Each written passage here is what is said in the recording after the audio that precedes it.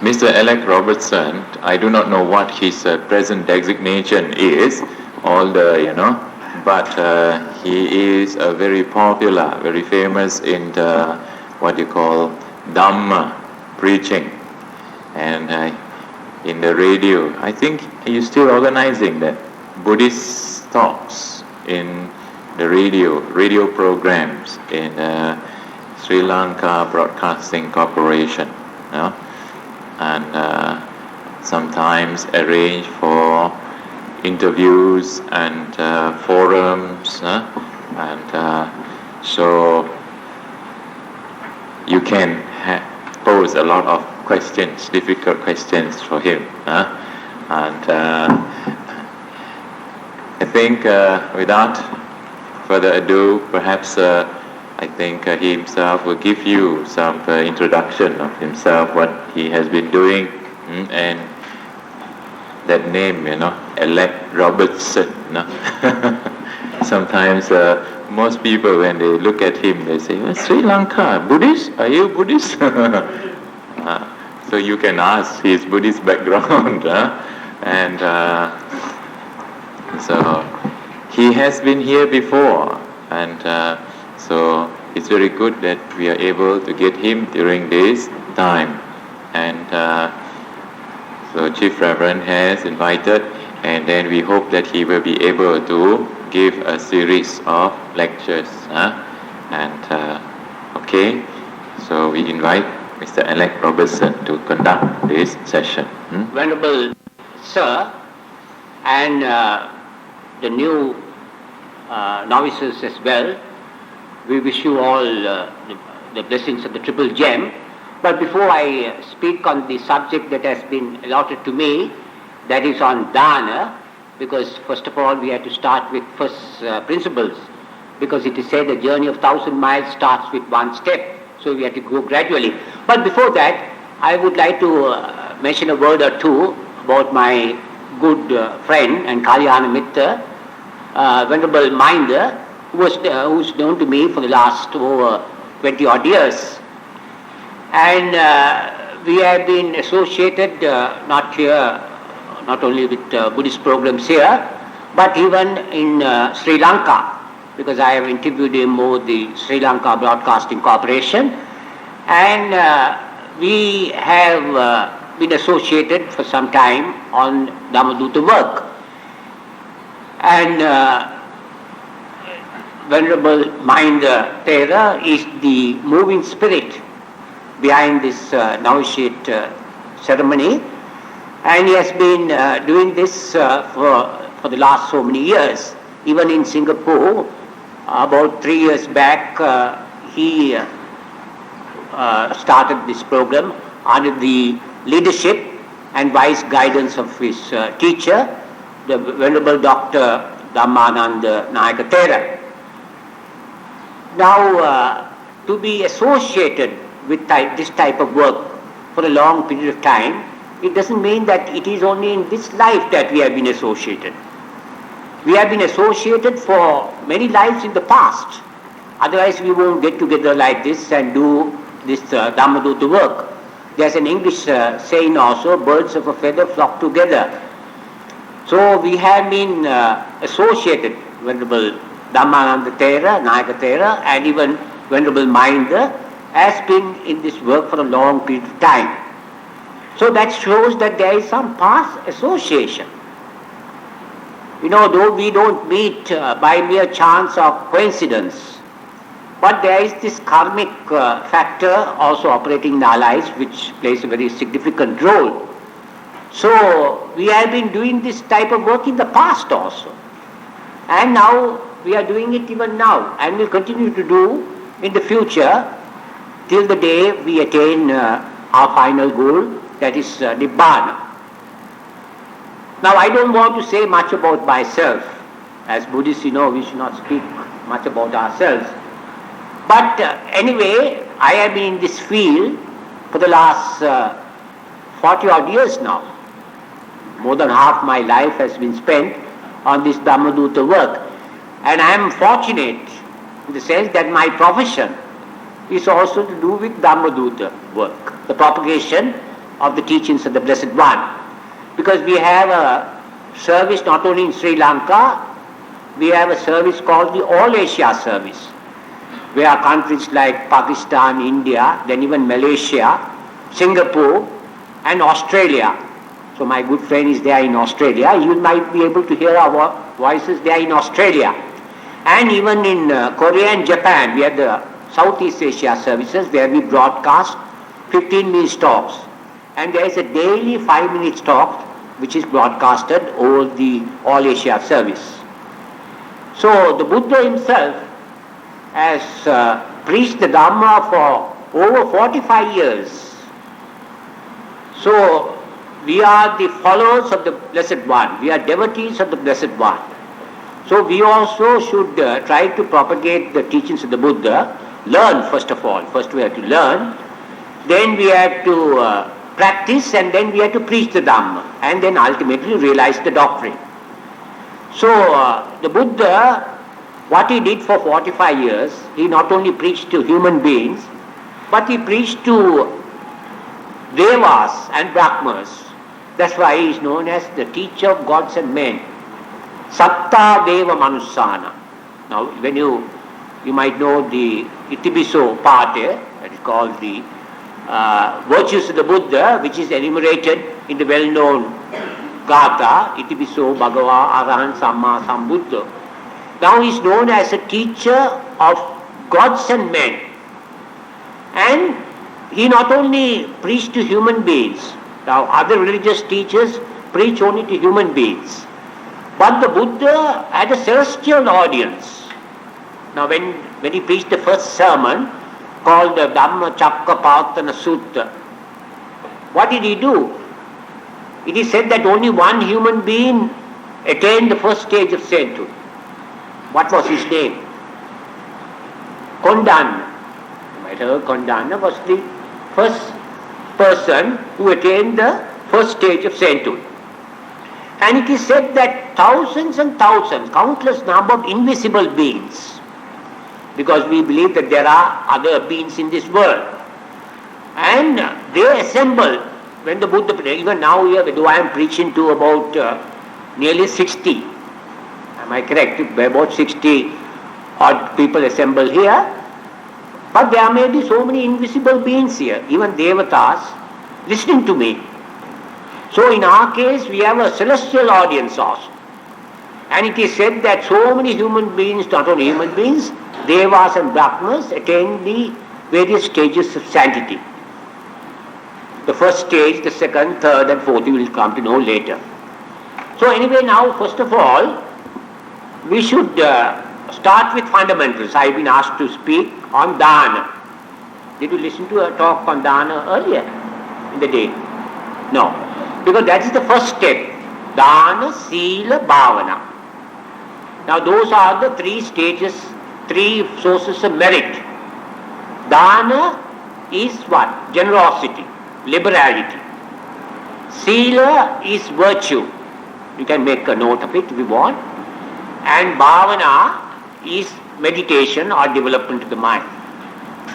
Now, in Buddhism, teaches these three stages. Dana, Sila, Bhavana. Now, all those three are necessary.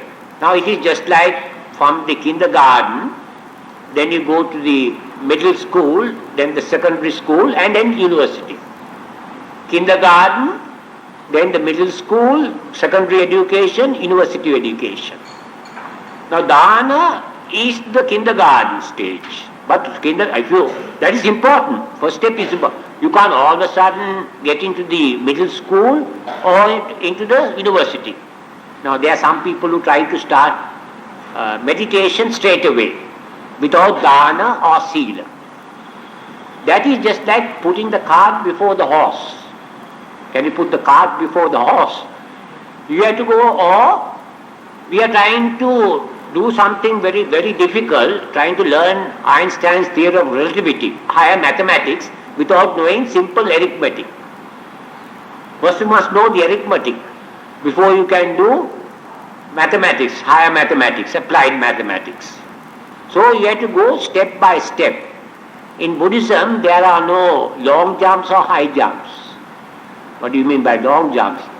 You can't straight away, some people without dana, without generosity, without practicing the 5 precepts, they start meditating, especially people in the West.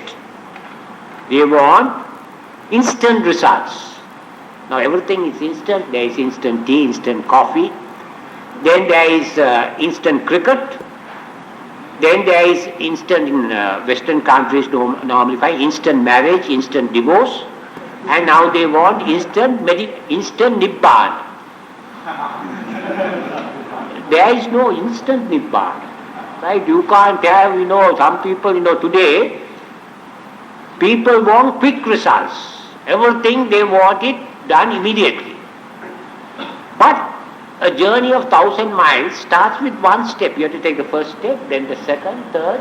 You can't jump from here over the building here to the other side. You have to go step by step. So you have to start with dana, sila, all those 3 go together at certain stages. But the first stage, just like the kindergarten, you have to start with the kindergarten. Learn arithmetic, writing and reading. Without that you can't do higher things. So there are some people who try to meditate without dana and sila. At least you must have the 5 precepts and you must have dana to some extent. But people in the West, they want to meditate and they don't practice sila, start meditating. It is just like putting a building without the foundation, or putting up a building on the sea beach. If you put a building on the sea beach, what would happen? It will collapse. So this meditation, sila and dana are necessary for meditation. But that's the important point. Because it is something like this. To give a simple illustration, we say a patient is having a brain tumor. Now if a person is having a brain tumor, the surgeon will operate on that. So the surgeon has to use sterilized instruments and he has to do it in the surgery. But if he does it in the cowshed, always say there are cattle and there are cowshed, there is a cow, he does the operation there. What happens? The patient will die in double quick time because he will be infected by so many bacteria. So in the same way, trying to meditate without sila is trying to operate, the brain surgeon trying to operate and take the tumor in a cattle shed without the sterilized instruments and all that, operating. So that's a dangerous thing. So the point is you have to go step by step. That's why the Buddha said in one place in the Anguttara Nikaya, in the Buddhist text, he said that my doctrine deepens gradually, just like the ocean deepening gradually, step by step. My doctrine, the Blessed One says, deepens gradually, step by step, like the vast ocean. Now if you want to swim, can you plunge into the ocean and swim straight away? You will be carried away by the waves. You must neither hurry nor tarry. Now some people want quick, they want to hurry. They want to do things quickly. But that is not, in Buddhism, the Buddha says, Anupubba Sikha, Anupubba Kriya, Anupubba Patipada. What does it mean? There is a gradual training. There is a gradual Anupubba Sikha. Sikha is gradual training, a gradual method, a graduated course. Now today we are learning the Dhamma in a graduated, now we are starting with Dana. We are not starting straight away with Abhidhamma, with meditation, with the 10 fetters, with Nirvana. You have to go step by step. Now if you want to study accountancy, you have to know the elementary basic things first of all. If you want to become a doctor, you have to go step by step. It's a graduated course. Formerly when we were in school, we learn a nice poem. Yet I remember that poem goes like this. The heights of great men reached and kept were not attained by sudden flight.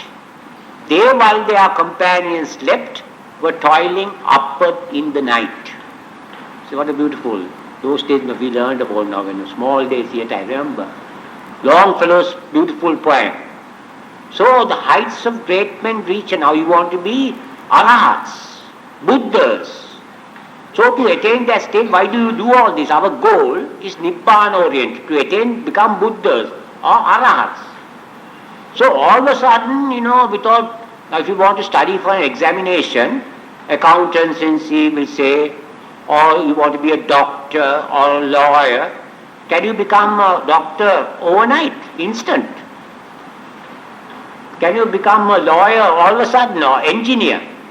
No. You have to go step by step. You have to learn this thing gradually. So the Buddha's doctrine is Anupubba Sikha, Anupubba Kriya, Anupubba Patipada. It is just like this, as I said now, if you want to learn the Dhamma, you have to have patience. You can't learn this thing all of a sudden. Just like, as I said, if you want to learn swimming, you have to learn step by step. You can't plunge into the sea or the ocean straight away. You will be carried away by the tumultuous waves. If you go slow also, you will go down. You will be drowned. If you go fast, quick, you will be carried away by the waves. So, in Buddhism, you must neither hurry nor tarry. You understand? Hurry means go quickly, fast, too fast. Tarry means go slow.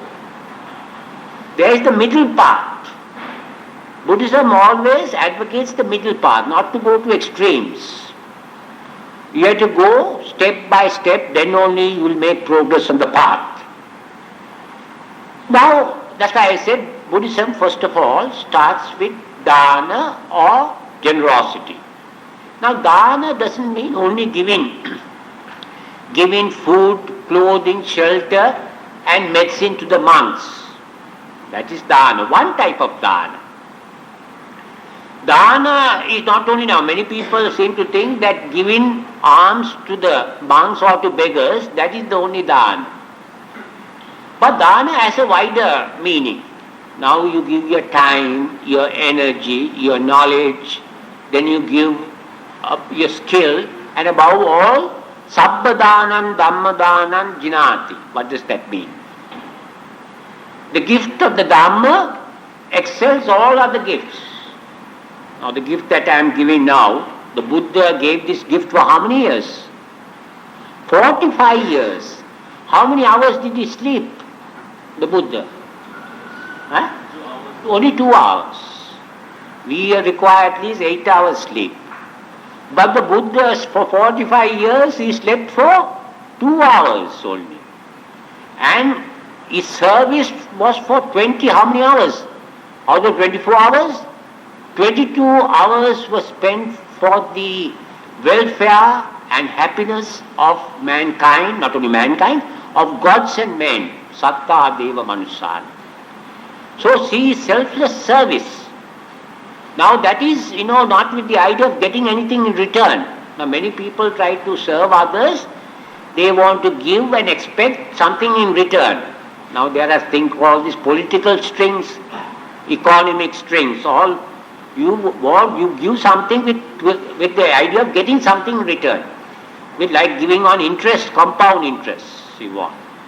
You give something and you expect in the next life to be born a very powerful person, or to be born with all the riches, to be a better businessman in the next life, or in the next life to be very beautiful. No doubt those things are also necessary. But you don't give with the idea of becoming a very powerful person in the next life, or being a wealthy person or rich person in the next life, or being a very powerful king or a powerful ruler. You give with the main idea of what? Of getting rid of your tanha, greed. Some people give with spiritual strings. Now there are political strings, when certain countries give on certain things, money or any other things, whatever they expect something in return. But we Buddhists, when we give without strings attached, expecting anything in return. We give with the idea of main purpose of attaining nirvana. So in the giving in Buddhism, means that you give with the idea of giving up everything. Yeah, that also has to be done step by step. Now today you have observed the 10 precepts. And the others, some of you have observed the higher precepts. Why? That is also with the idea of why? Of giving up the worldly life to some extent and trying to follow the life of a monk. That's the giving in the highest sense. But we Buddhists, we should give not with the idea of getting in return. The Buddha says, when you give to anything, even to beggars or to the monks, especially to people who are poor, who are in need, you have to give with your own hands and give with a smile. Now some people when they give with the idea of getting rid of that beggar. Now in some rich families and all that, now here in Sri Lanka you find these servants. I don't think there are many servants here. Right? When the mistress of the house, when they see a beggar come to the house, they try to drive away the beggar, asking the servant to give some money and send the beggar away. They consider it a nuisance. So that is, not real giving. Or they will have a dog, they have a boat there, of dogs, they would say. So actually in Colombo sometimes you find, in those houses there are no dogs. But they have a board saying, beware of dogs. Why? To prevent the beggars coming there. Because if they have dogs and all that, then the beggars will get frightened. So they put a blackboard there of dogs. You must say, beware of the dogs. Because if you say beware of dogs, you have to be careful of all the dogs in the country. But here, when you use the word, you have to say the dogs. You have to particularize your dogs, not the dogs all over the country.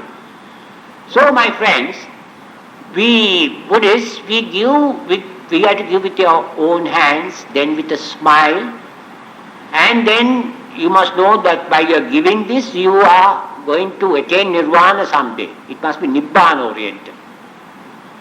So that is giving with that purpose you have to give, not with the idea of getting something in return. You give money and expect it with compound interest, not simple interest. So that means you are increasing your greed, lobha. In Buddhism, you have to give with the idea of getting rid of your craving, tanna. Now that is the main thing. It is Nibbana oriented. So that is the most important thing that we have to bear in mind. We give not with the idea of getting anything in return or being born in the higher worlds, but with the main purpose of attaining nirvana someday. Now, in giving, as I said earlier, it can be classified into 3 broad categories. Now you can make a note on that. There are 3 types of dana. Amisa dana, abhe dana, dharma dana.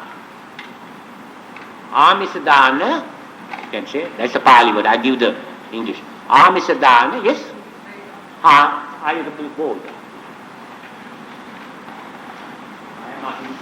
The question is that we say a person before his death or when he's dying. When he's dying, because it can't be after his death or before his death. After his death. After breathing has stopped, after he has passed away. Then you give some vital part of the body. Either will say a kidney or will say the eye and all that. Now there is this eye donation, giving a part of this. And then will it disturb that person's death process? No, it will not disturb his death. Because he gives voluntary. He gives it with so much of lightness. He has a great love to give and save the life and gives eyesight, we'll say, to a patient who doesn't have eyes. So he will be very happy about it. So it won't, because the point is now that for death to take place, there must be, according to one sutta, there must be 3 factors must happen. What are the 3 factors for death to take place in a human being? Right? Breathing ceases. Then the life faculty, jivita indriya, life faculty has to pass away. Then it is said the heat in the element. Now when you have the heat in your system, you have a certain heat, that also disappears. And the most important thing is, the last is consciousness. Now dumb doctors, they say that when a person is bitten by a cobra or by a snake, he says that he is dead. But doctor has no instrument to measure whether there is consciousness in the patient, because there is no instrument to measure consciousness. So consciousness also should disappear. So at that moment of death and all that, I will say just before his death, he has a great desire to save another person's life. So he is doing it with an altruistic motive. So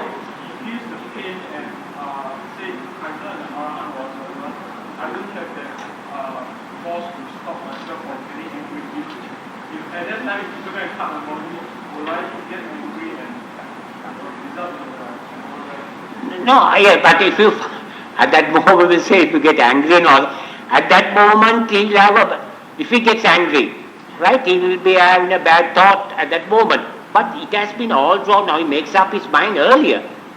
And he writes, you have to give your consent. And he makes his mind earlier, so that has been going on for some time in his mind. So at that moment, though, at the moment of death, that thought will come to him, it will pass off for the time being.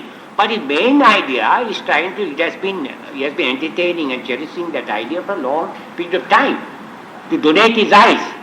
So this is, at that moment, it won't affect him much. So now this is giving life as a high-risk question. You must answer that. Now when you observe the 5 precepts, if you refrain from killing, stealing and sexual misconduct and uttering falsehood, and last of all taking intoxicating drinks and drugs, you give abhedana. That's also giving abhedana. And Buddha says mahadana. In one text in the Anguttara Nikaya, the Buddha says you give 5 great gifts to the world. Now many people don't think that they think these precepts are negative. They are just worded in the negative and they are passive. You refrain from killing, stealing, sexual misconduct. Next is, I am going to test you also now. But 4 precepts, uttering falsehood. And the last is taking intoxicating, you refrain. Buddhism is not merely refraining, abstaining. There is something positive. You give, the Buddha says, 5 great gifts to the world. Now what are those gifts? Now that comes from the Abhedana. One meaning is given life. The second meaning of many Buddhists they do not know, it's given the text in the gradual sayings. You give 5 great gifts to the world. What are those 5 great gifts? Now, people don't understand when there is peace and security in the country. Now, we in Sri Lanka, we are in this terrorist movement and people are being killed. So many innocent lives are being lost. Now, there we understand the importance of the 5 precepts. When there is killing and when there is ruthless murder, then you understand the importance of the 5 precepts. Now you don't understand it, because there is peace and security now in Malaysia. But in Sri Lanka, in the north of Sri Lanka and then in the south, there is, constant killing taking place with the T-56.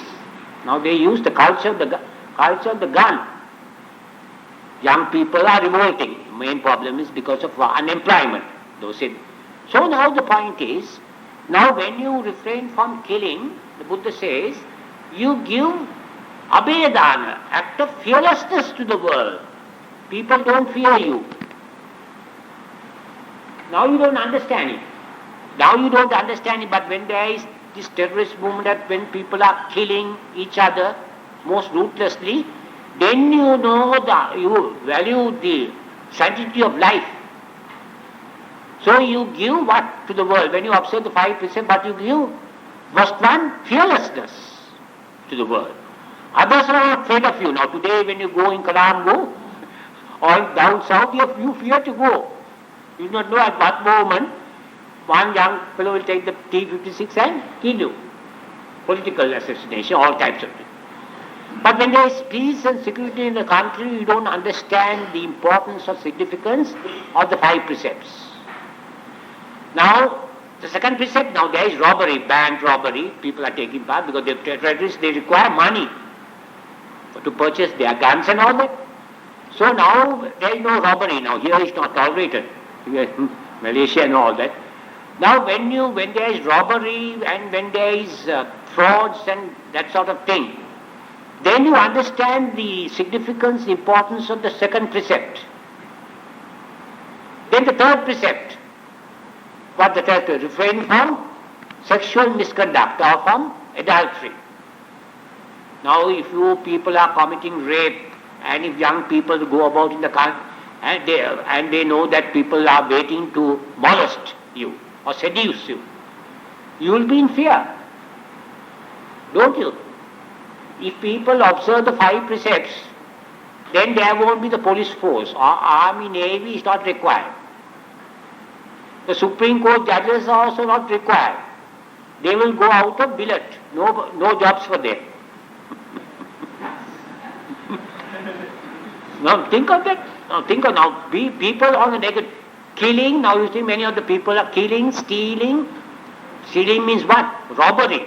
Highway robbery, all kind. Then fraud, corruption. There are those, everywhere you find. Then the third precept, what? Rape. Young girls won't be safe to go on the road. If they are lechers, waiting to molest them, they will be afraid. And by many of the criminal acts and all, you find why. Then the lawyers will go out of job. There won't be lawyers. If all the people in the world are observing the 5 precepts, no lawyers, no judges, no magistrates, no police, no navy, army not required. Those days it is said during the time of the Sinhala kings, it is mentioned there in Sri Lanka in the Buddhist Visuddhimagga, that from Anuradhapura, you know where is Anuradhapura? Where you find the sacred city, where you find so many, Anuradhapura in Sri Lanka. You can go a distance of over 150 miles or 200 miles, a young girl can walk with all beautifully decked. You know, young ladies, they like to wear jewelry, right, ornaments and all that. So that a young girl can walk 200 miles, right, with all the fine jewelry. But today can people walk on the streets with all the jewelry, even in the night? What? I do not know here, the position. Here. So the point is now you understand the significance. That's why you said you give 5 great gifts in the world to the world. Because the importance of it is understood when there is what? All the crimes are copied, killing, stealing, sexual misconduct. So you give the gift of fearlessness. People will live without fear. That is Abhedan. And the other one I said, if you give vitamin tablets, then you give injections to ailing patients, weak monks who don't have enough life. If you prolong the life, what happens? You give what? Abhedan. That is higher than giving dana to the monks. Why? Now you might ask the question. It doesn't mean that you should not give dana to the monks. That's a meritorious act. But a merit which is greater than that is if you observe the 5 precepts, because it's sila. Or if you save a life. The monks and all that, when you give dana, why it is considered high? Because they are able to, what? Keep the 5 precepts and hide the 10 precepts and the upasampada precepts, patimokkha rules. Why? Because if not for food, they will not be able to live. That's why the Buddha said, Sabbe satta artika, all beings live on food. You understand? There are no questions. Then the next one is Dhammadana.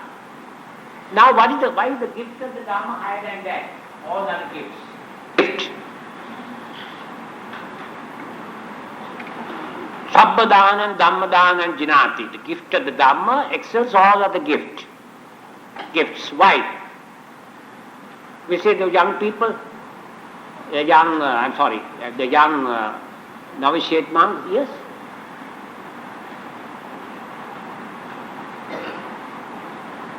Why? Because you try to change the lives of beings, make them better beings, better persons. Now it is said in one place in the Buddhist text that if you give the Dhamma, teach the Dhamma to others, it is as if you are giving nirvana to others. Why? Yeah, but wisdom, you not only give wisdom, you make them better persons. Now Angulimala, you have heard of Angulimala. He killed 999 persons and he became a saint later to the Buddha's help. His life was completely changed. Then Dharma Asoka. Who was Dharma Asoka? Emperor of India. Dharma Asoka. He ruled, at the start Kalinga war, so many people were killed. There was carnage, so many people were killed. And he completely, after hearing from a Samanera, he became a good person. He changed his life completely. Now you also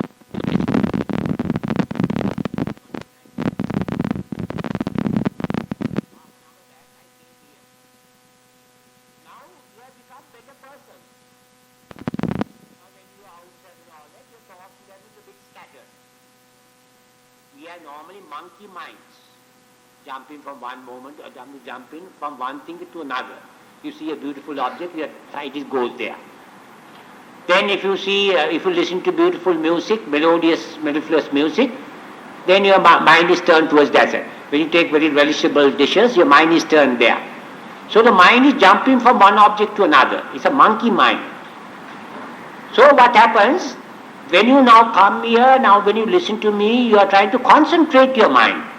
I'll give you a nice illustration. You take a convex lens. A convex lens. Or we'll take a mirror and go out, we'll say 12 midnight, to go out and try to focus the rays of the sun on the convex lens. And you have a piece of paper on the other side. What will happen to the piece of paper? It will get burnt. But if you just take a piece of paper and hold it in broad daylight, will it get burned? Midnight. Just a piece of paper? No. So when you focus your mind, when you focus the rays of the sun on the convex lens, our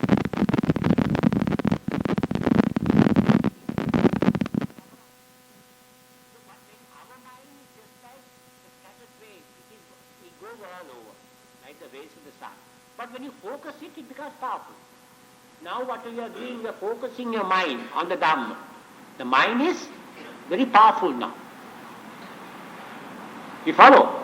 So now you have become a better person now by observing these precepts, higher precepts of the novice, of the Samanera precepts. What happens?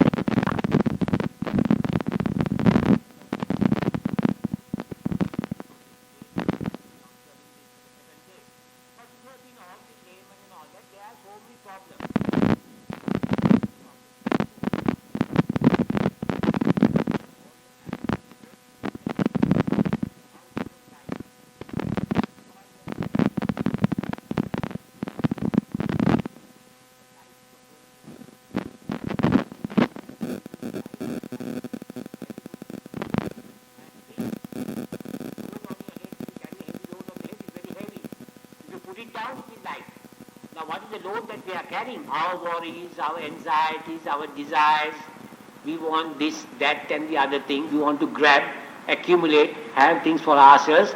Let me have everything and let not others have, because our people try to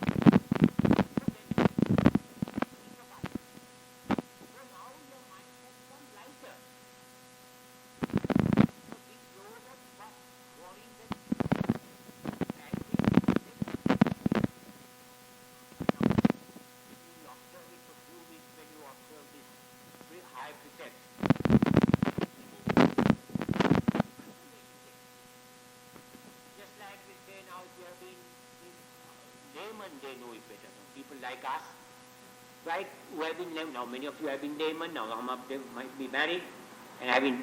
Now you will understand, now thinking of the family life and the life that you are leading.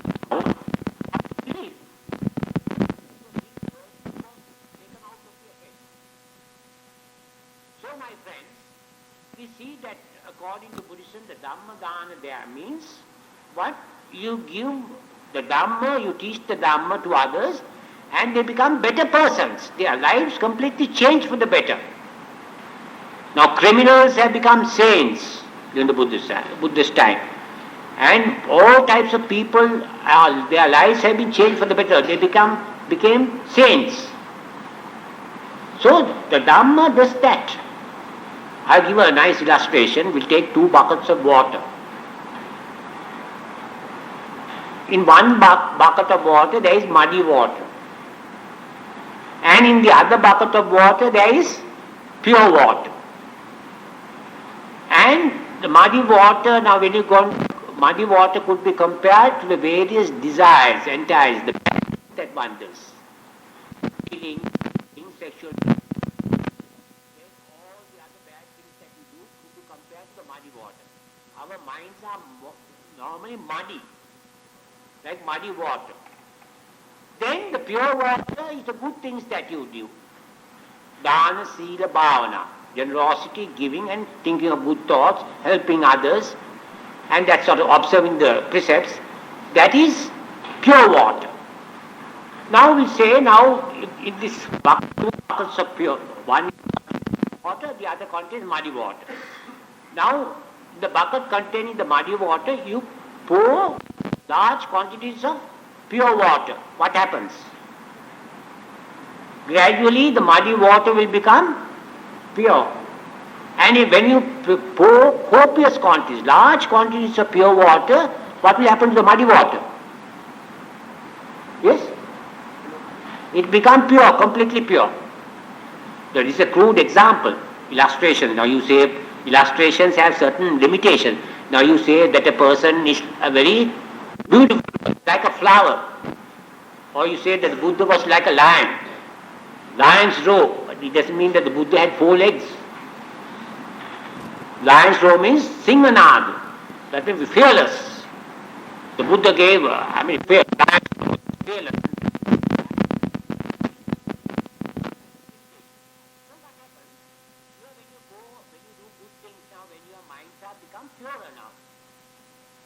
If you have been listening to me and understanding me, but if you have been thinking of your homes and all, you won't be able the pure mind.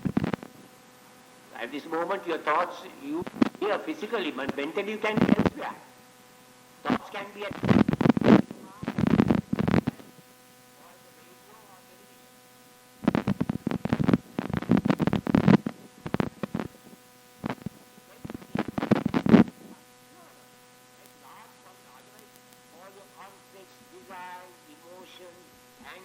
jealousy, pride, all these things are becoming less and lesser in you. Now your minds are pure. So the Dhamma, by my preaching, it has brought a transformation. It is not only merely learning, it must change your life. Now many people, they want to learn. You become like a computer. Robo, now you find computers there. So if you just learn the Dhamma without practicing, you are like a computer. Or a But here the Dhamma, it must be practiced. That's why it's called Pariyatti, Pratipatti, Prativeda. The theory, practice and the realization. Now in mathematics you learn, secular sciences you learn, subjects you learn. Then you learn chemistry, physics. Then you learn literature. There is only the theory, there is no practice. But in Buddhism you learn. That's the pariyatti, the theory, with the idea of practicing, not merely learning. And then when you practice, then there is the realization. You become the various saints, so on, Sakadagamis, Anagamis, first stage of sainthood, second, third, and the fourth. So the main thing that you learn, first of all, you must learn. Now that's why you have these lessons. Now, if a doctor, if he doesn't know his theory, what happens? If he doesn't know his medicine, he will kill the patients. If a lawyer doesn't know his law, he will be a briefless lawyer. First you must know the Dhamma. You can't, some people say, no, I'm learning. You practice a little, that is enough. No, you must learn. You must know what you are. Now at this moment when I am to say, certain moments in your life, at home, you have thoughts of what? Lust. You have a desire to see very beautiful things and desire to satisfy your senses. Then you must think of what? You must know the medicine. For last, what's the best thing? To think of the unpleasant things of life. Now see your face, what a beautiful thing it is. But in the face itself, there are 7 apertures. Just count. Out of the 9 apertures in the human body, apertures, the apertures, the holes, openings. 2 here, 1 in the nose, 2 in the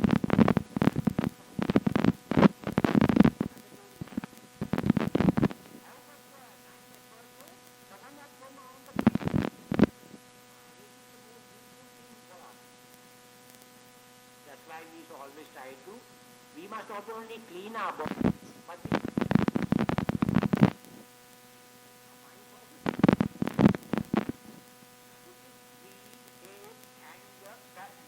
pride. So this is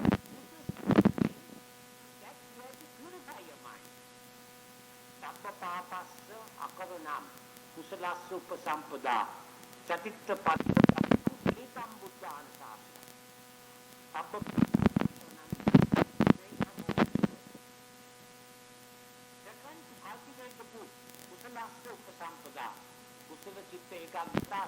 the higher sense, trying to focus your mind on the subject of meditation.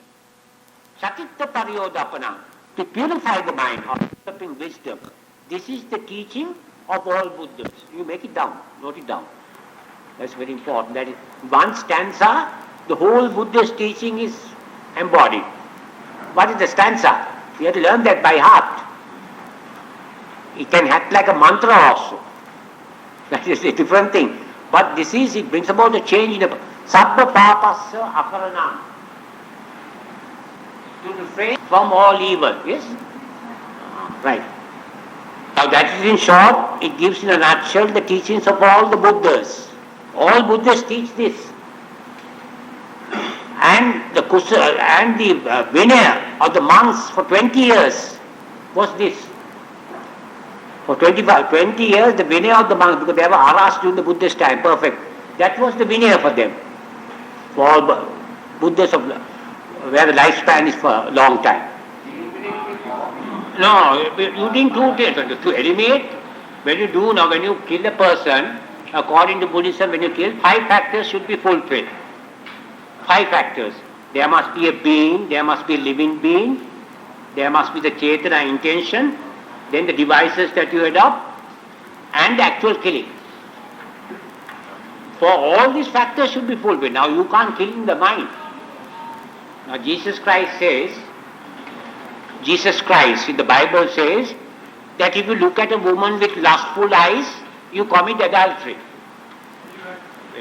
Jesus Christ says, if you look at a woman with lustful eyes, you commit adultery. Then all the time we'll be looking at, if you look at beautiful women, we'll be committing adultery. But Buddhism says for kame sumichachara, to refrain from sex, there must be the actual sexual relationship with that woman. The actual relationship should be, for there have to be, but you can, through the mind also you can commit akusala. Now that's called abhijja. Abhijja, not avidya. Abhijja means covetousness. Now if you look at a very beautiful, to give a practical example, at a beautiful woman and say that if I can have her for a night, to put it simple, that is you commit a sin within, through the mind. It is not kame sumichachara. It is abhijja, to the mind. To the mind you commit how many sins? 3. Abhijja, vyapada, ill will, and micchaviti. Ill will, now if you get angry with a person and say, oh, he's a dirty rascal, scoundrel.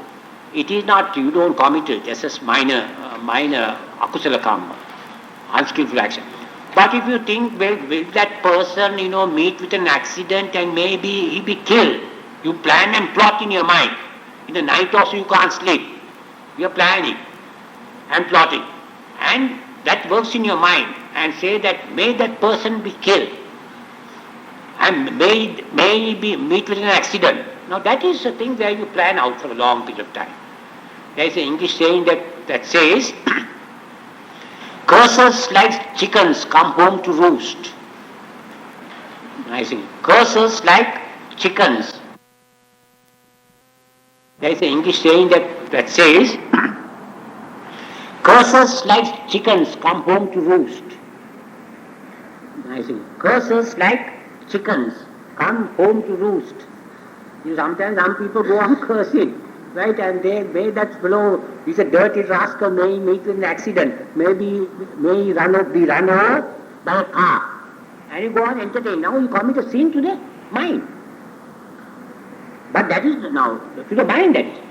So there are various types now. For there the intention also, you can't have the intention of killing, saving a life, right?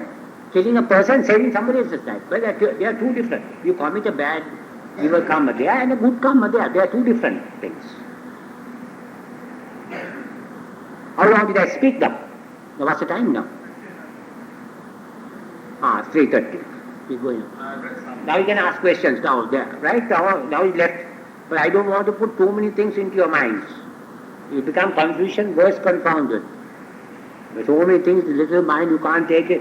You have to go step by step. So I gave the fundamental. Now, there are so many things. Now when you give, I mentioned this, the benefits before. Yes. Now the question is, this question has been asked by this Swaminatha, that what about when you give dana, should there be an intention? Some say that without any intention you should just give for the sake of giving. That's the point.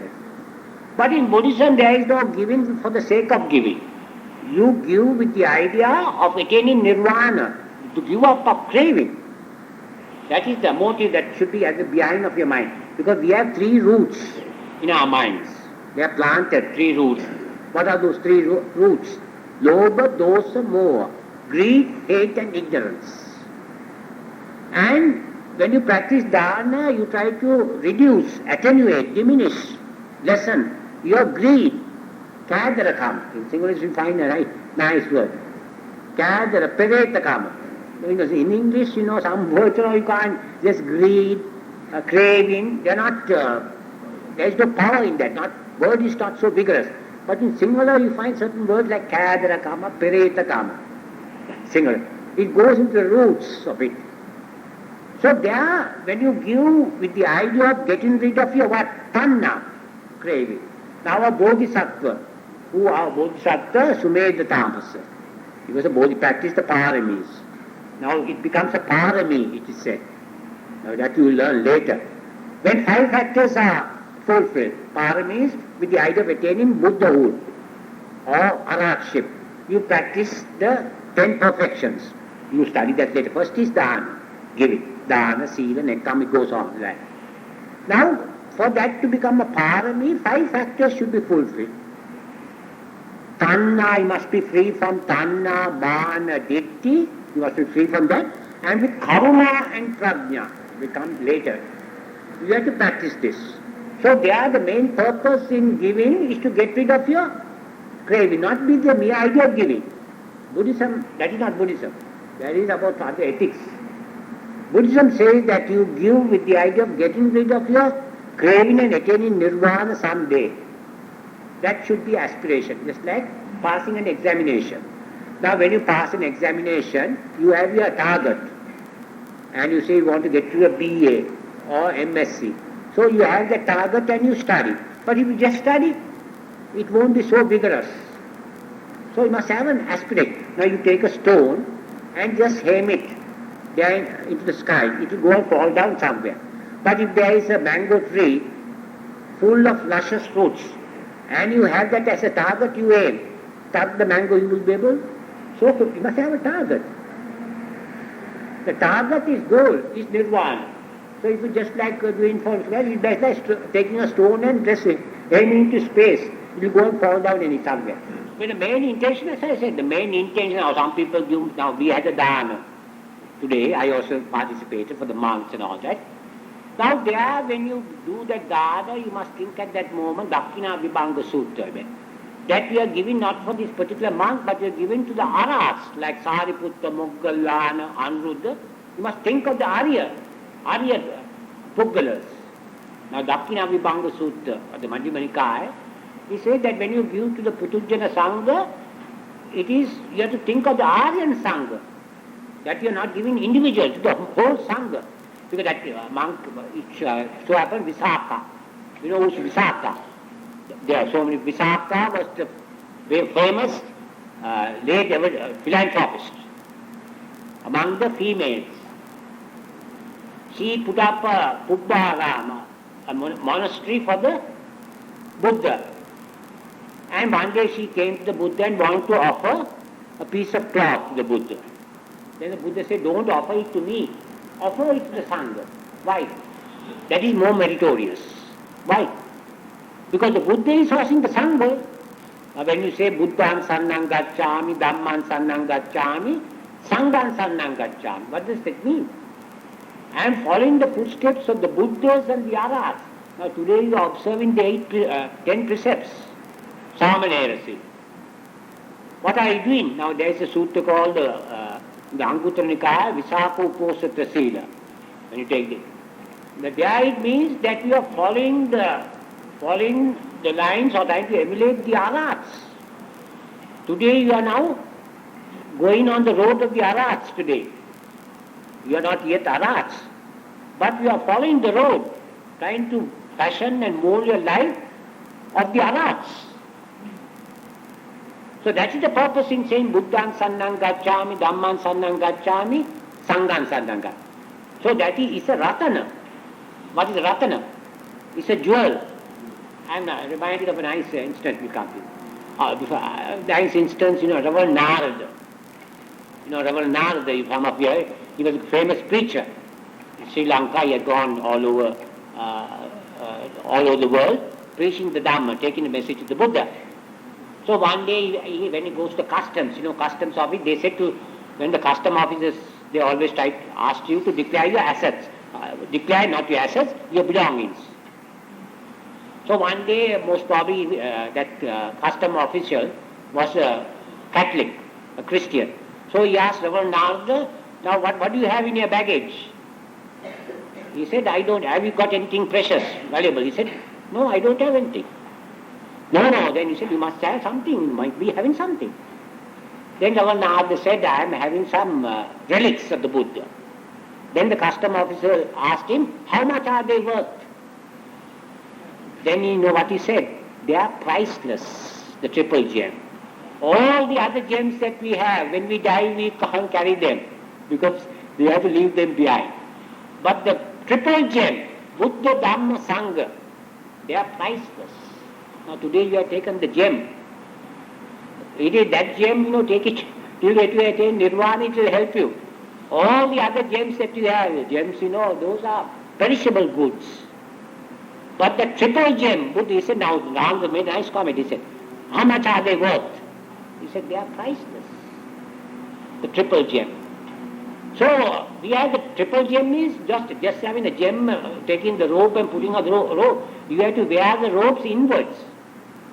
Some people wear the robe and all, and then, now you are trying to follow, wearing it inwards.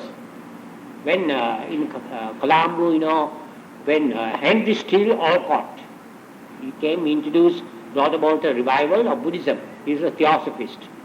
And he found, some of the monks in Sri Lanka during that time, it was in the colonial regime, 1918. He found the monks, they were chewing betel. The monks and the spittoons were full of betel. And he found that all the time they were chewing betel. So he said, you must wear the yellow robe inwards, not just putting the robe. So the point is, now here you are trying to follow the footsteps of the Buddha. That's the great thing. You must have that ideal there. That's the object. Yes?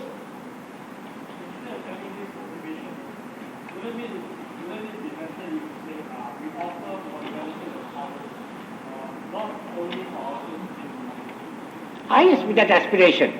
You make that's called an aspiration. You make an aspiration that may this gift that I give, may it help you transfer the merit to others. May other beings also, may this help other beings also to attain to. It doesn't mean that they will attain it. They must make the exertion. Because Buddhas only point the way. Now if I am having a headache, I can't ask my friend, you take 2 tablets, do Disprin. We use Disprin, I don't know what you use here. Disprin or aspirin, same thing. You take 2 aspirins on my behalf. will your headache be, will your headache be cured? No. You are feeling hungry and you ask your good friend, on my behalf take 2 biryanis or chicken curry. Will your hunger be over? And I will say, when you are feeling sleepy and you want to study for an examination, the daughter or the daughter and the son tells the father or mother, Father, mother, sleep on my behalf. I am going to burn midnight oil. But when you get up, by the father sleeping on behalf of the mother, of the son and daughter, it doesn't mean that the daughter and son will get over the drowsiness or sleepiness. You yourself must do it. Buddhism is do-it-yourself religion. Other religions, you want to have the help of God to help you. That's why Voltaire, a famous writer, once said, if there is no God, at least you must invent one. Why? People want to cling on to something. Buddha is a teacher, and now I am a teacher. I can't take you to Nirvana. Even if you cling on to the Mahanayaka Thera's robe, you can't go to Nirvana. He will be able to help you, guide you. Guide, friend and philosopher. We are Kalyana Mitras. We are not gurus. Like the Indian fellows, they have their gurus. They try to give that grace. But we help to try to teach you and help you to go. So you have to take the medicine now. If you say now this medicine is very nice, illustration is given. Now some people, they say, they take the precepts, Buddhaṃ sannam gacchāmi, Dhammaṃ sannam gacchāmi, and they say, Pāṇāti pātā veramani, go on repeating it. But if you don't practice it, it is just like taking a ticket. Now if you want to board a train, you take a ticket. But if you just take a ticket, if you just keep quiet, if you don't board the train, embark the train, will you go to a destination? No. So all the time we are taking tickets. We are going on repeating the precepts. It is like taking the precepts. It's just like taking a ticket. So we have been continuously, many of our Buddhists, they take the precept but not practice it. It is just like taking a ticket and not embarking a train. Their pockets are full of tickets. They go on taking the precept but not embarking the train. Tickets are full, the pockets are full of tickets. So you have to practice it. So that's the monja. Or if you take now the medicine is very good, Buddhaṃ sannam gacchāmi. Right, you say. And if you don't practice it, it is just like taking a medicine. You try to praise the doctor. He's a very fine doctor, famous doctor and all that. And you don't take the medicine, will you be cured? So the Buddha is the physician. The Dhamma is the medicine. And the Sangha are those who have taken the medicine and who are completely cured. And so Buddhaṃ sannam gacchāmi. Dhammaṃ, it's not like the Trinity, Father, Son and the Holy Ghost, Brahma, Shiva, Vishnu. They are mysterious, something metaphysical, mystical. But here, the Buddha is the physician incomparable. He is a physician to cure the ills of the mind. And he tried to cure the ills of the mind here, now. Now today your minds are pure. Now if your doctor comes and says, you take this medicine, tomorrow, next life you will be cured. Will you take the medicine? Other religions say, now if you follow Jesus Christ, you will be saved, you get a passport to heaven. You have to wait till the next life. If a doctor comes and tells you, take this medicine now, tomorrow, next life you will be cured. Will you take the medicine? No. So, you have to take the medicine. Now you have taken the medicine now, Dhamma. And now your minds must be free from lobha, dosa, greed, hate and ignorance. Now it is, you see it for yourself. Now your minds are pure. Now your minds are free from greed, from hatred, pride, jealousy, envy. You don't have it. But when you go to your home, when you start your work there, that's also a department. And when you start all the people, then all these things arise in your mind.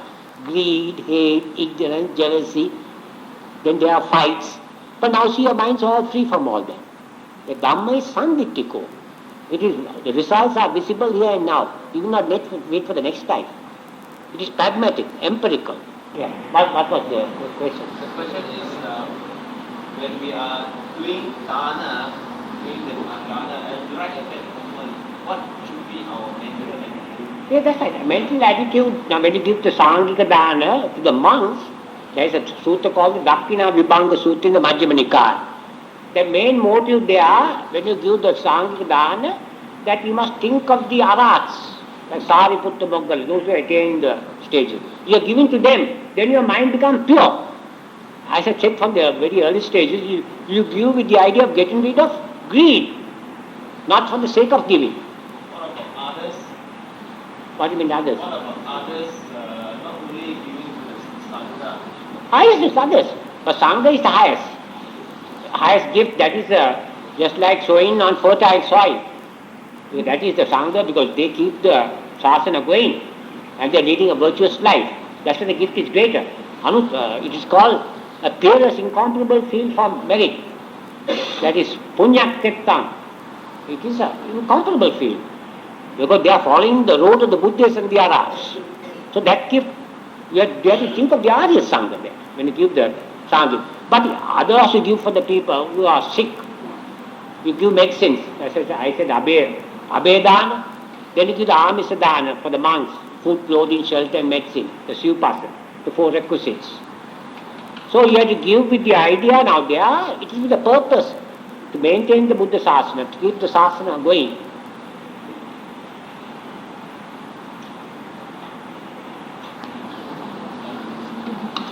Now if you are married, right, you have to be faithful to either to your wife or to your husband. But if your wife comes to know that you are going with another man, then the point is she will not like it. Because there the main thing is to keep the family life going. That the Buddha was very particular about it. Now when he said, looking after, in the Sigalovada Sutta, we will come to that later, he said looking after your wife and children, not wives. Now during the Buddha's time it was a polygamous society. But he seemed to have favored a monogamous society. Now here looking after wife and children, not wives and children, or husbands and children. So the point of going to a prostitution, if you're not married, then you can go. But if you are married, there is nothing wrong. If you want to go, now they come to Buddha, but you don't make a precept because this is kame sumichachara, sexual misconduct, and there it is adultery mostly. But if you are not married, and if the parties, if you consent to have sexual relationship, then there is nothing wrong. Because you are free, that person also is free, then no harm in going to, then you don't break that precept. But the fact is now, if a person is married and he goes after young girls, we'll say, then they pay you. Or even if they pay you, but we say that person pays you. But anyway, if that person's wife knows that you are going about with an young girl, there will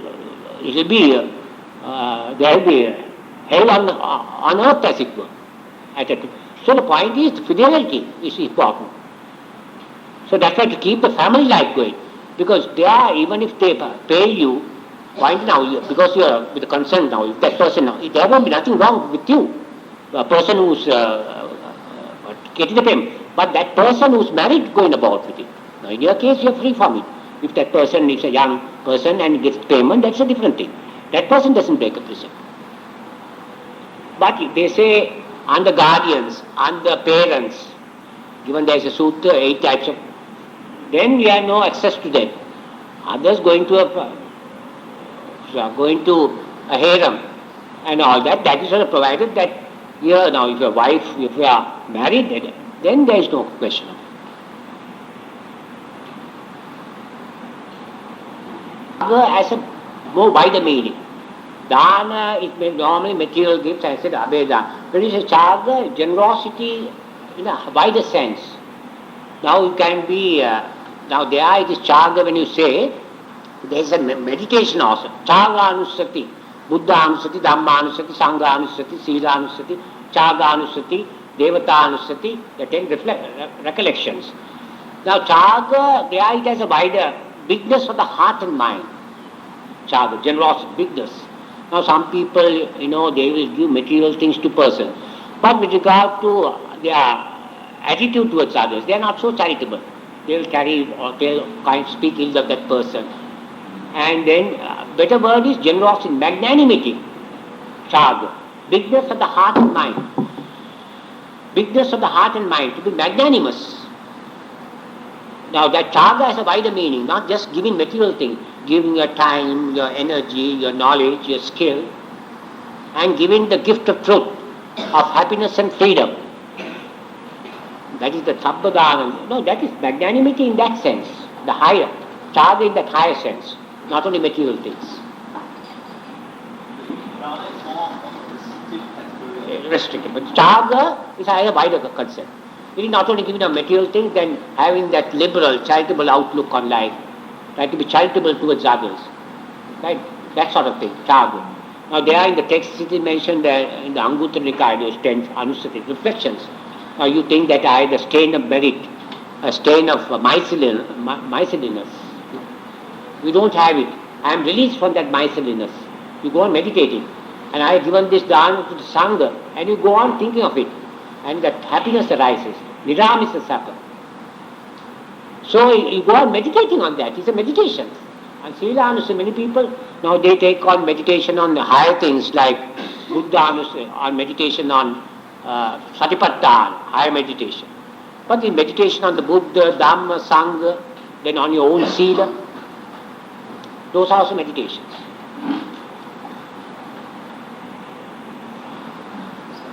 Yeah.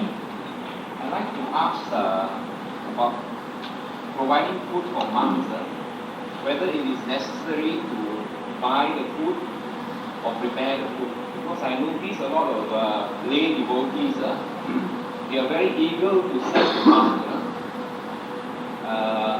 They just come to serve the monk. Is it necessary for them to prepare the food or buy the food as well? I think the important thing, now this fact must be understood. Now there are 3 stages of that. Before you give the dana, in the process of giving the dana and after the dana. And the preparation, now you go, now some people I could suggest in Colombo also during Vesak Day, my particular society, some big people, rich people said, now let us get the money and get the dana and all from a hotel. Now that is like a contract. That is, the merit comes in there when you participate in and the preparation. Now the lady is preparing with so much of delight to give to the monks. See the good thoughts that arise before that. Then the process of doing it. And after that they go on thinking of it. Even so-called treasures of life, the so-called pleasures of life that we derive. The actual pleasure of life is momentary. But when you think in anticipation and retrospect, the pleasure is greater. You understand what I mean? Now you want to go and meet a certain person. We say you keep a date with that person, to give a simple illustration. Now you go on planning and seeing that all you building castles in the air and all that. You go on relishing in that. So actual thing, it won't last for such a long time. Then you come back and then you go on thinking of it. Try to relive those experiences. Going down memory lane. Now you go down melodies and memories. Now we have a program over the Sri Lanka Broadcasting Corporation. I do not know the Singapore corporate. We have memories and melodies. Now on the good side also we must go on the down memory lane. On the good things and all, on this kusala that we are doing that, when you now get back after 2 weeks, then you must go down memory lane, relive those experiences. Then the kusala becomes fortified, strengthened, it becomes a habit formation, achinna karma. But when we do certain actions, we do it all with the time being. You know the soda bottle, like the soda bottle, it is over. You take the drink but you must think of it over and over again. Anusati, reflection, it becomes greater. So there are ladies and all thinking of that. Pubbe, when you do the meritorious action, before you do it, actual process of doing it, munchana chetana, pubbe chetana. and apara chetana, after do it. Going down memory lane, now when you go down, after doing this 2 weeks of temporary ordination, then you go on at your moments of leisure. You must think of those things. Now some people, who are drunkards, who are topers, when they die, what happens? Because they have been always drinking whiskey, brandy, beer. When the moment of death, the monks come and chant the Satipatthana Sutra. But for that person, he will not think of the Satipatthana Sutra, he will think of the bottle. The monks, they are going on chant the habit from him, because this is going down memory lane on the bad side. We must go down on memory lane, melodies and memories, on the good side. We don't do that. All the pleasures of life also, now the moment is short-lived. But in anticipation and in retrospect, the Pubbhe Chetana and Apara Chetana, that is the thing that gives you more pleasure. Now when you go on a journey also, we say, now you plan and do so many weeks you go on planning, I must go on, this is the pleasure that you derive. The actual going is short-lived, you come back. And then you go down memory lane. You go on thinking of it and then to tell your friends, share this merit, right? What a great pleasure it is. Many people don't do that. When they do good things, they do the thing and after it is over. But we must think of it constantly. Do it over and over again, the Buddha says. Merit, the Buddha says, you have to do it over and over again. Dhammapada gives a nice stanza, just like a pitcher. The water drops, when it falls drop by drop, a number of water drops will fill up that pitcher. In the same way, we have to do good actions over and over again, the Buddha says. So that is a very useful thing now. The ladies, now some people, they say the ladies and all that, they're taking so much of time, right? And preparing, and that's a going, thinking of it over and over again. That's Pubbhe, because there are 3 moments, Buddhist text. Before you do it, the action, the good action, in the process of doing it, that is Pubbhe Chetana, then the next Munchana Chetana, and Apara, after you do it. Those 3 stages are important, not the actual only doing it. Going down memory lane on the good side. Memories and melodies. Like, you have to go down memory lane. Because the point is, Adinada is sanctified stealing. Now if I lotteries and all that, by Sri Lanka, if I many state lotteries. So that is also, you are trying to greedy, trying to get from other things, from other people, and that increases your greed. You must use your energy and your effort and try to acquire things. And you have a gambling, that Buddha says now in one Parabhava Sutta, you must learn it then, that you see a person's downfall. What are the 3 things that leads to a person's down? Drunkenness, debauchery, going after women, going after men. Women means, when you say women, men, women are also included. Bernard Shaw, I heard of Bernard Shaw, one of the great writers. He said every man after 40 is a rascal. Now you think only man, women also. When you say man, when you see the general sense, women are also included. So why did Bernard Shaw say that every man after 40 is a rascal? He was a great humorist, witty man. Why? If a person doesn't have religion, religious scruples, and by 40 when he comes, he is mature. He will try to do things for his own benefit, if he doesn't have any moral or religious scruples. That's why he said every man after 40 is a rascal. And it was Rabindranath Tagore. You heard he is the person who won the Nobel Prize for literature on the Gitanjali. The book, he once said, man with religion is a beast. Without religion, what would he be? Now with religion, people are fighting. But without religion, it will be worse than beasts. So the point is, it is the animal nature. We have the menagerie in us, the divine qualities, the animal qualities, and then we have the qualities of the apes, of the chimpanzees, orangutan. Those bad qualities are also in us, and the good qualities also. There's the mind is a rubbish heap as well as a gold mine, as famous psychologist once said. It's a rubbish heap and a gold mine. Because the mine you find the good things and the bad things. You have to get rid of the bad things and cultivate the good things.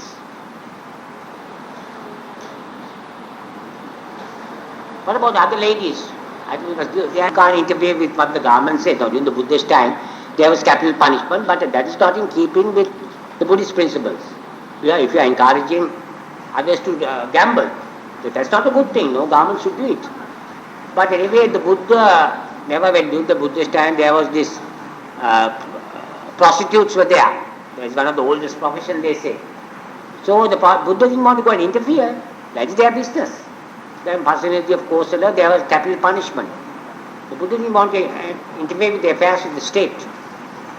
So he wanted the monks and the laymen to lead a good life, left to the individuals concerned. So the state, why should you let them do as... But anyway, as you say, the state should not encourage such things. Then the other people also go on the bad road. Yes, now we'll give a chance for the... Any other questions from this side? The Upasikas, yes?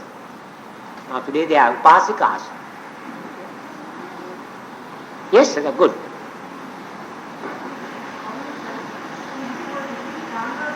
Monks? Yeah.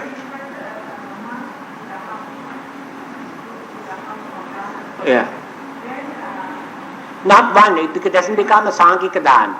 One monk, that if the chief monk of the temple instructs, there are 3 ways of doing it for one monk.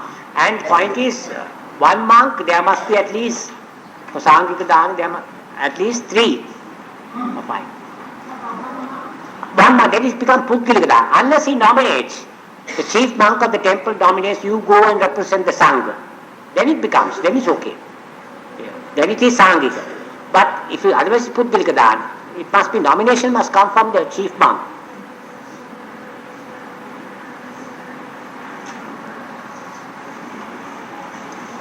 Yes? One river says that some Sri Lankans are very generous to monks. But when they go to temples and they're not offering them a cup of tea, they do not say anything about it. They don't want it, no, they don't take it from monks. Is it wrong? Yeah, because we are expected to, certain, now they are in Sri Lanka because they follow the tradition. Because we have to give to the monks, not to take from them, because they are leading a homeless life. They have given up everything, so they are no means of supporting. Unless the monks have money and all that, and other things are then, but the main thing... But for my sister in Singapore, she offered something and she wants us to take it and we say, Yeah. Yeah, but if we give, but the main thing is now, if we are practicing, now Sri Lankan tradition has been that the monks, they are homeless ones and they are given up all, they don't have money, nothing whatsoever. So we have to look after them. They are depending on us. Today, they want to practice generosity. but by giving the Dhamma, that is the greatest generosity that they practice. You give the Amisa. Amisa Dana, Buddha said there are 2 types of gifts, Amisa and Dhamma Dana. So the layman gives the Amisa and they give the Dhamma Dana, the highest Dana. Yeah. Pardon? Yeah. But we can accept, but that is not the tradition. The point is here, they are expected to lead, but there are certain things when excess, we find, and the monks give. So if that person is a poor person, it doesn't matter. It depends on the conditions and the circumstances. Yes?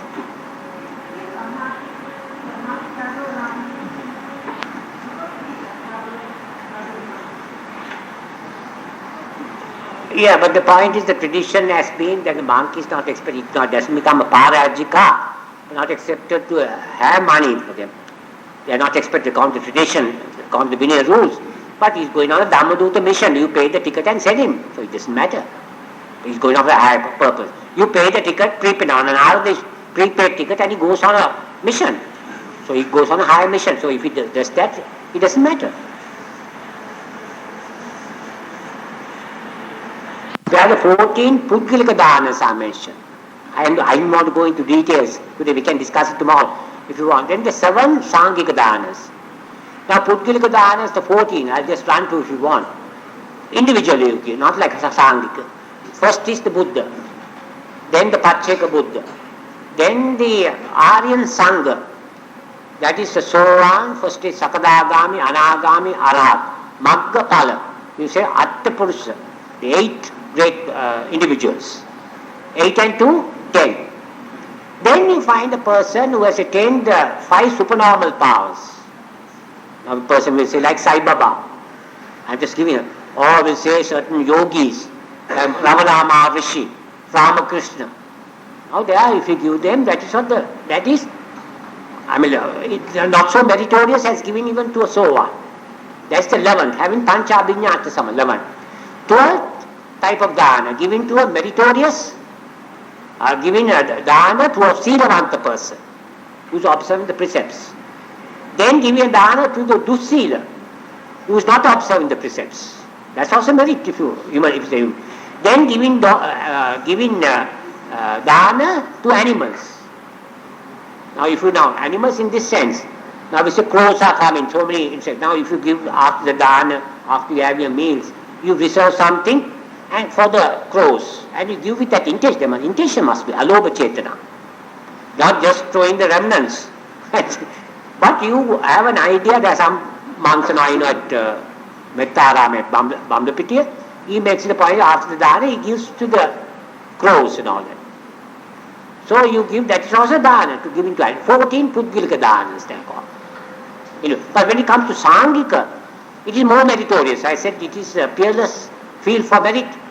Now it is not like giving to a one. I said now in the case of in the Dakina Vibhanga Sutra mentioned Visakha want to present a robe to the Buddha. The Buddha said, don't present to me, present to the Sangha. It will be more meritorious. Because Buddha is also including the Sangha. So now their nomination, when nomination comes there, now that lady raised that question, Paska now will say, you invite a monk. But the chief monk should nominate for it to be a Sangika Dana. But he has to nominate. Even one monk, it becomes a Sangika. If he nominates. But if you just invite a monk there, it doesn't become a Sangika. The chief monk must nominate and say that you go and represent the Sangha. Then when you give to the Sangha, you have to think of the Arya Sangha. The Nimitta is there. The Dakina, think of Sariputta, Moggalan, and all those great and mighty beings who have attained the various stages of sanctity. And then with that mode you give. You don't give to the Putujjana individually, but you give to the Arya Sangha. Because they are also followers of that tradition. They come down from the Arya Sangha. That tradition, we must be proud, the tradition that exists in Sri Lanka, Burma, Thailand, the Theravada countries, unbroken tradition. Not broken, even the scholars they say, unbroken 2,300 years of the unbroken Buddhist tradition, of the Sangha. It has not been broken. So they come from the parampara, from that heritage, from that heritage they are, now these monks also belong to that tradition, that heritage.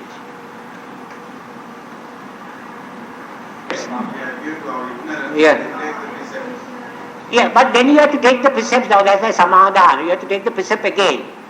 Now if you through ignorance, if you break the precept, then you take the precept again, the samadhana, because you try to, now some people say once you take the, they are followers of Krishnamurti, right?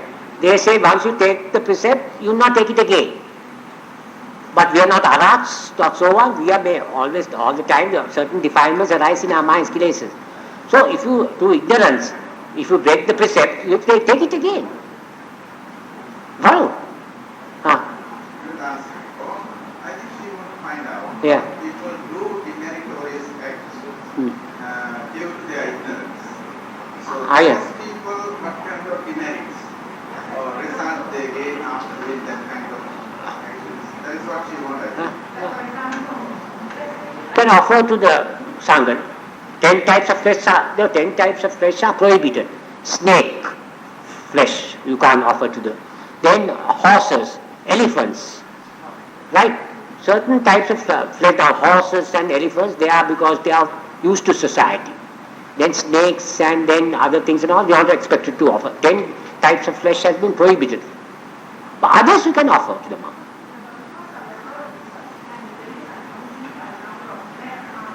By